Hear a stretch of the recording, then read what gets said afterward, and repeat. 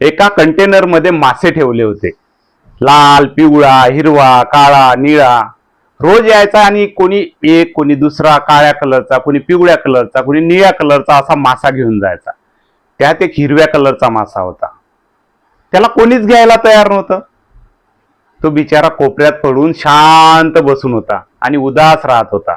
एक दिवस तो उदास पाहून दुसऱ्या कंटेनर मधला मासा आला आणि त्याला म्हणाला, तू का बरं एवढा उदास राहतो, काय झालं तुला? तेवढ्यात तो म्हणाला की मला कोणी विकत घ्यायलाच तयार नाहीये. कोणी पिवळा नेतो, कोणी हिरवा नेतो, कोणी निळा नेतो, पण मला का बरं कोणी घेत नसेल, त्यामुळे मी उदास आहे.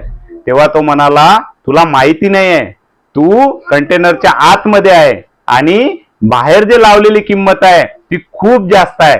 त्यामुळे तुला ते लोक अफोर्डच करू शकत नाही, कारण तुझी किंमत खूप जास्त आहे.